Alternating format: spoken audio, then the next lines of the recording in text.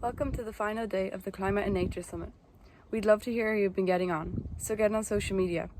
Tweet some stories, pictures, and thoughts and actions that you've been taking. Use the hashtags #ClimateNatureSummit and #COP26. In this session, we'll be talking about how we can change our education system. Hello, my name is Patrick Irwin, and I am a science teacher in Waterford.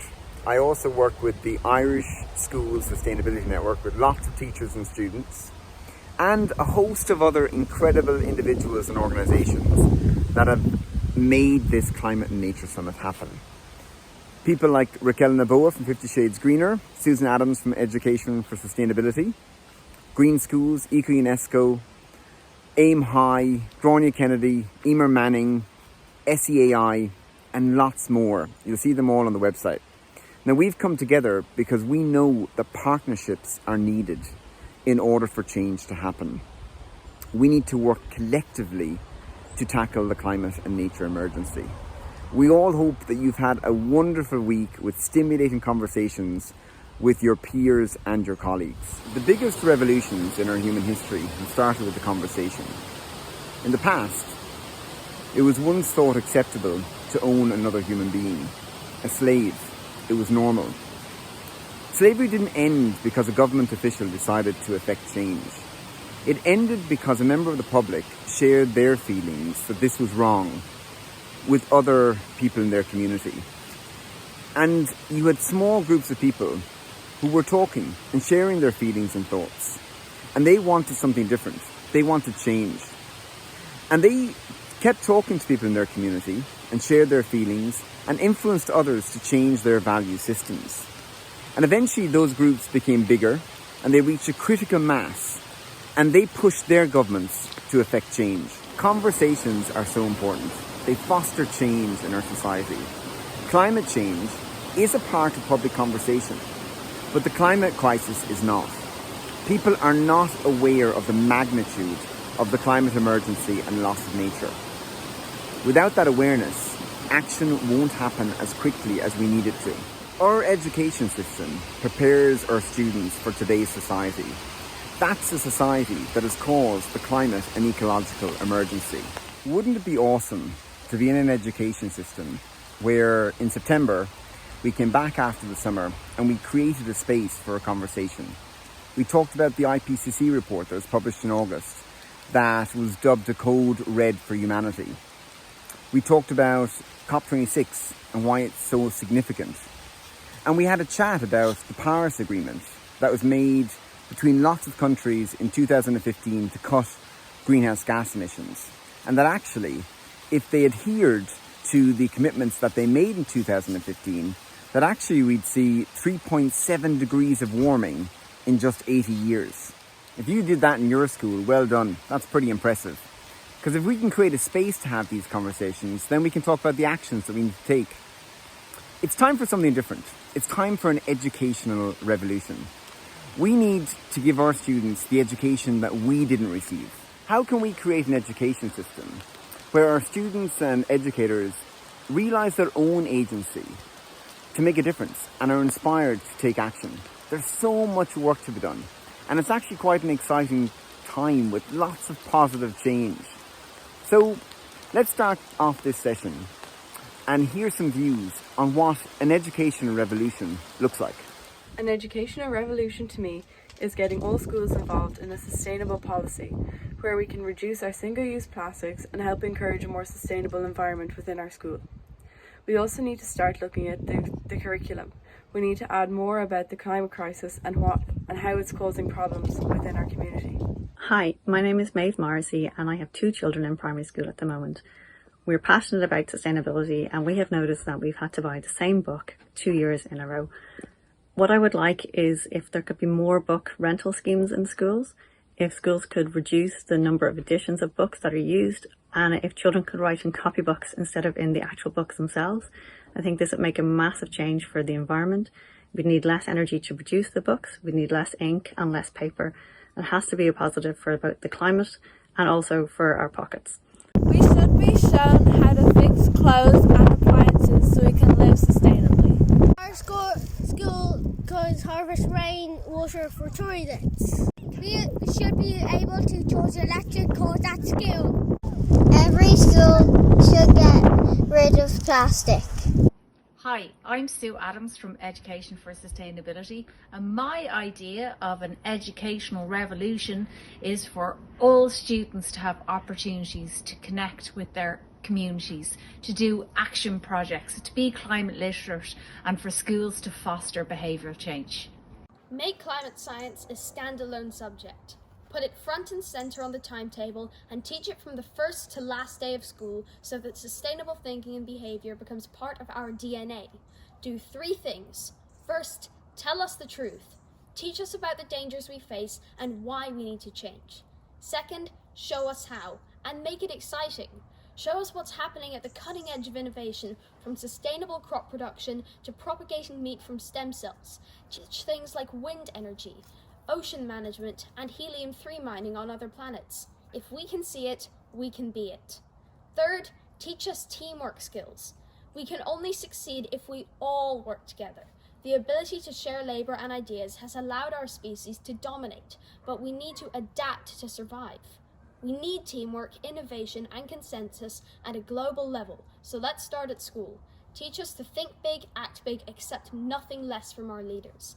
Put environmental science on the timetable to create a pathway from anxiety to action.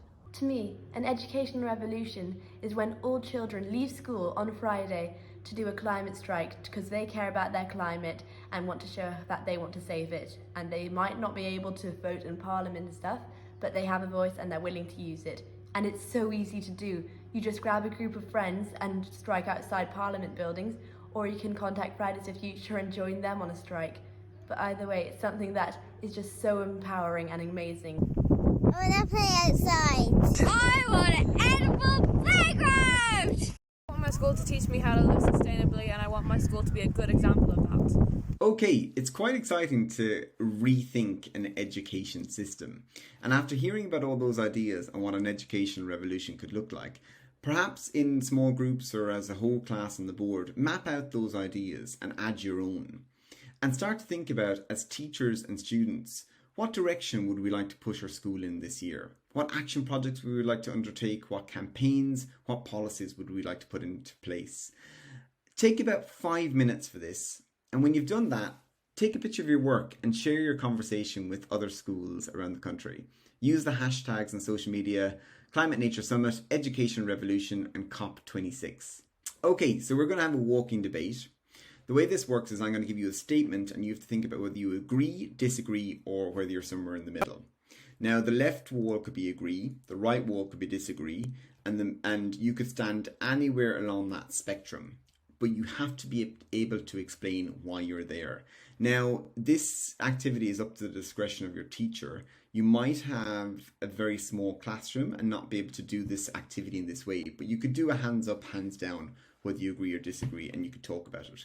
So we'll spend about maybe 10 minutes on this in total. Let's start with the first question. So in Japan, there is a tradition that students themselves clean their schools. For just 15 minutes at the end of the day, students use brooms and vacuums and cloths to clean the classroom, bathrooms, and other school spaces. Students in Ireland, the statement is, students in Ireland should clean their own school at the end of the day. Where are you on that spectrum? Pause the video for maybe 50 seconds to a minute to think about that and explain your choice. Okay. Just to let you know that the tradition is based on the 17th century philosophy that a clear mind comes from keeping clean and having clear surroundings. It's also a way of showing gratitude, and some people believe that if students are responsible for their own mess, they're less likely to make it in the first place and will show respect for their surroundings. That's where that's kind of coming from. Okay, next statement. In TY, in transition year, the bulk of students' timetables should be taken up with campaigning, environmental action projects, and outdoor learning. How do you feel about that? Pause the video now. Take about a minute. Okay. Let's have a look at the next one. School canteens should only serve vegetarian food for 3 days in the week.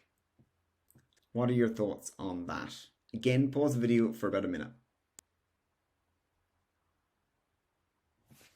Okay. Next one. In cities and towns, cars should not be allowed within 1 kilometre of a school at the beginning or end of the day to reduce air pollution. What are your thoughts on that? Agree, disagree, somewhere in the middle, and be able to explain why. You've got 1 minute to have a discussion about this, so pause the video now. Okay. Handouts, for example, worksheets, should be banned to reduce our use of paper. Agree, disagree, pause the video now, you've got 1 minute. Okay. Sustainability should be a core subject in the Irish curriculum with trained teachers to deliver it. What are your thoughts on that? Give yourself a minute to discuss it. Okay, the last one. Every school should have a paid, trained professional whose job or designated job is sustainability lead. They will coordinate a plan for the school and see that it is implemented. What are your thoughts on that? Okay, I hope that was fun and interesting. Let's move on. The planet is facing a biodiversity crisis, with 1 million species at risk of extinction worldwide. At Rockbrook Park School, we want to take actions that will not only support wildlife, but also raise awareness about the threats it faces, as well as what we can do to support it. Our school is located in the Dublin Mountains, and we are privileged to have grounds that contain a number of habitats, such as a meadow and a wooded area with a small river. Our Green School Committee and our coordinator discussed what steps we could take to help biodiversity. We identified 3 key actions. 1. To allow the meadow and some other areas around the school to grow by reducing mowing. 2. To develop a signposted nature walk around the school grounds. And 3. To refurbish an old prefab to turn it into a wildlife education room. By reducing mowing, it gives wildflowers a chance to flower, providing much needed pollen and nectar for pollinators. The longer meadows also create habitats for insects and small mammals. Our work on the nature walk started during COVID-19, COVID school closures, when our TY classes were given the task of designing signs that could be placed around the school grounds. We worked in small groups by using Google Drawings. We designed informative displays on topics such as pollinators, meadows and woodlands, and invasive species. We received a small grant from our local credit union to have the signs printed and erected, then with the help of our groundsman John. Our third action was to refurbish a prefab that was originally designed to be in the educational space, but was used as a storeroom. Our new TY group took on this challenge and cleared, cleaned and decorated the room to make it into an exciting wildlife education space. The walk and wildlife room now allows us to invite primary schools up to Rockbrook, where our TYs bring them on a nature walk and run activities in the wildlife room. It will also provide a space to host talks and workshops both for our students and families. Whilst many schools may not have the grounds that we are lucky to have here in Rockbrook, these ideas can be replicated in any school and adjusted to suit your environment. Nature-based solutions are one of the most important tools that we have for fighting climate change and biodiversity loss, and connecting people with nature. Whilst raising awareness of the threats, it is vital if we want to create a sustainable future for us all.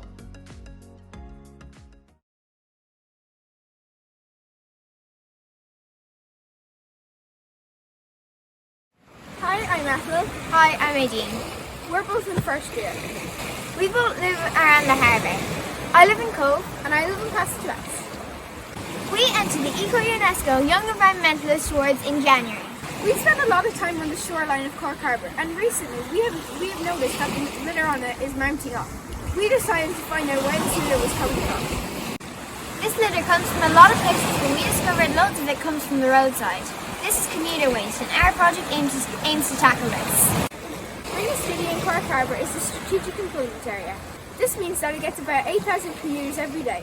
We decided to engage with this big group of commuters. I have a deep love and respect for nature. It makes me want to protect it.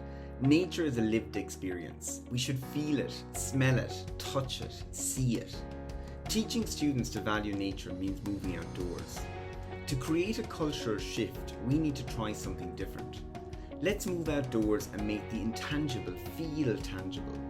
Running an environmental leadership development program enabled me to weave nature into the fabric of school life. I started off with a tokenistic project, something that wasn't as meaningful, and eventually it became part of our school culture and our way of life. It changed the students' perceptions of themselves and of nature. They had real responsibility with room to fail in a safe environment, and it allowed them to learn, to progress and to connect. We made a small start. It grew slowly over the years and connected us to each other, our local care home, the London Schools Eco Network, community groups, businesses and much more. It changed all our lives. We became more confident and we realised, most importantly, our own power to make a difference. Welcome to Loretto Bray, where there is a lack of passion for nature and biodiversity growth could be better, but one ECOUNESCO group is determined to change that. Introducing the one and only Seedling Swap. Seedling Swap is our ECOUNESCO project and we aim to promote biodiversity through planting and awareness. To do this, we set up a seed library in our community as the centre of our project.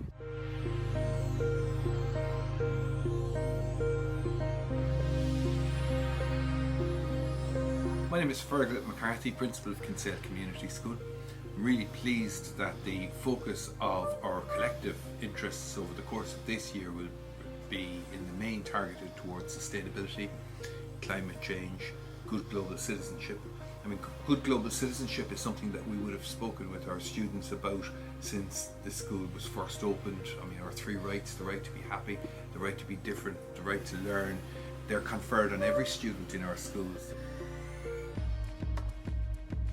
We want to give our students the opportunity to know that they can make a difference and that the changes that they can adapt in their own lifestyle, in their own practices, within our own school community, that all of those can have a discernible impact and that together, collectively, we can strive to make the planet a better place to live in and a healthier place to live in. So we're looking forward to rolling out a number of initiatives over the course of the year: water harvesting, food production, our canteen moving far closer to becoming more recycling aware. So a lot of initiatives over the course of the year, and I'm really looking forward to working with Klaus Harvey and our students and our entire school body around making our practices more sustainable. Hello, my name is Klaus Harvey and I have been asked to come and work in Kinsale Community School as a sustainability chaplain. I'm also tasked with liaising with there's a sustainability advisory board, and we are trying to make plans and look at projects and how we can create a whole school sustainability ethos. Hi everyone, I'm Sue from Education for Sustainability, and now I am going to show you how to run an action project with your teacher. So we need to, before we create action, we need to identify the stakeholders, the beneficiaries, the platforms we're going to raise awareness on, and identify any possible problems we might have in our project. So first we're going to brainstorm tasks, we're going to brainstorm exactly what we're going to do, we're going to plan our project, and we are then going to take action. So your teacher will have a copy of this in the link below, and then he or she is going to draw this on the board and you will plan out your project together. So, laying the groundwork. This is really important before you start because we're all full of really good ideas and feeling excited and motivated about taking action. But planning and laying the groundwork is really important so that we set objectives and aims and that we know exactly the targets that we're trying to go after. So, on the board, if you draw the boat, the sun, the cloud, and this little man here sitting on the boat, we will plan out your action project together. So we'll start off with who needs to be on board. So, for example, this picture is of a school, and their objective was to make an outdoor classroom in their biodiversity garden. So who did they need to have on board? They needed to have their principal, their teacher, the students, the staff, the PTA, the board, the cleaner, the canteen. They basically needed to have absolutely everybody who used the campus on board. So then they looked at what platforms they could use in the school to take actions and to raise awareness, in particular if they wanted to raise awareness to get some money to fund the classroom. So they looked at, along with building a classroom, they also wanted to educate people about the benefits of being outside and the benefits of having an outdoor classroom. And they wanted to also boost the biodiversity in the school grounds. So they set about making a campaign, and they looked at what avenues they could already use in the schools. So that's Twitter, Instagram, Facebook, school app, email, and they looked at what days they could use. So it could be like a Christmas fair, sports day, parents' evening, school play. Is there any days in your school where you have people from the community coming in, or maybe some of the years are crossing over where you could perhaps set up a table and create some awareness and run your campaign to tell people exactly about what issue you're trying to focus? So then the students looked at, well, we have this idea, we know what we want to do, we want to build a classroom, and we also want to boost biodiversity in the area. So how are we going to do that? So they came up with ideas. So they obviously need to get permission first for any action project. So they emailed the principal. They also need to email the board for permission to use the grounds. They needed to talk to the caretaker. They did surveys, petitions, art, posters. They collaborated with local businesses, and they needed to buy materials. They were looking for sponsorship from local businesses, so they fundraised. They did a biodiversity audit, which is before and after. So regardless of what campaign you're going for, it's very important to audit the problem. So audit the biodiversity in the grounds, or if you're doing energy or water or transport, that you actually audit and get a baseline for what the problem is, so that you can build and improve on it. They then set weekly tasks on how exactly they were going to meet their objectives. And then they talked about doing days of action. So maybe the whole school would watch documentaries, or they ran peer education games with some of the classes to create awareness, and they did presentations. So before you start your project, basically they identified their stakeholders, any barriers or obstacles that they were going to come across. They generated ideas, they identified the potential platforms and the targets, and they laid the groundwork and the teams and the roles before they started off. So you can stop this video now and plan out how you are going to take action. Best of luck. The action for this session is for students and teachers to push their school to commit to creating a sustainability policy which you then implement. You'll find out more about this in the next session. Share your thoughts on social media about the educational revolution you'd like to see. Use the hashtags #ClimateNatureSummit and #COP26.